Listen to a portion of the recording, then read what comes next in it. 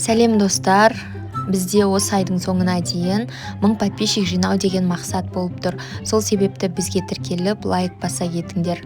Ал бүгінгі видеода біз Абай облысы Қарауыл ауылындағы ЖИДЕБАЙ елді мекеніне келдік.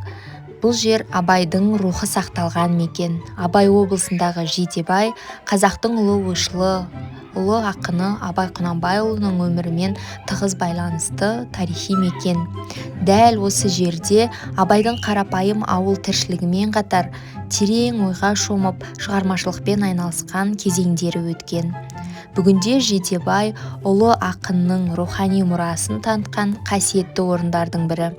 Мұнда Абайдың музей үйі, оның отбасы мен өміріне қатысты тарихи орындар, сондай-ақ Абай мен шәкәрімнің кесенелері орналасқан. ЖИДЕБАЙға келгенде ерекше бір тыныштық сезіледі. Бұл жай ғана тарихи орын емес, Абай әлеміне жақындай түсетін мекен. Бұл үйде Абай Құнанбайұлы 1895-1904 жылдары өмір сүрген. ЖИДЕБАЙдағы соңғы жылдарында ақын көптеген шығармаларын жазып, қазақ әдебиеті мен философиясының дамуына үлкен үлесін қосты.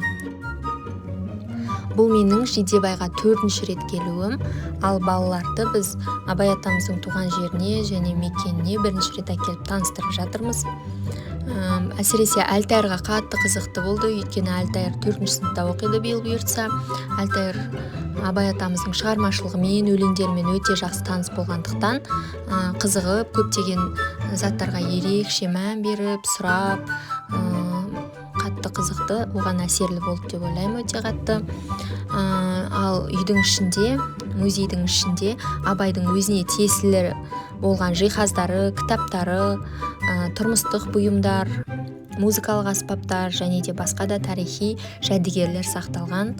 Үйдің бөлмелері сол дәуірдегі қалпын мүмкіндігінше сақтай отырып көрсетілген екен. ЖИДЕБАЙ Абай үшін жай ғана қоныс емес, ойланып, шығармашылықпен айналысатын рухани мекені болған. Сондықтан музей үйге келгенде ақынның күнделікті өмірін көз алдыңызға елестетуге болады.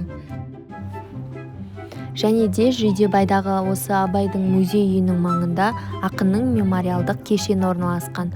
Бұл жерге келген қонақтар Абайдың өмірі мен мұрасымен тереңірек таныса алады. ЖИДЕБАЙға бару, Абай өмірінің ізі қалған мекенге саяхат жасау.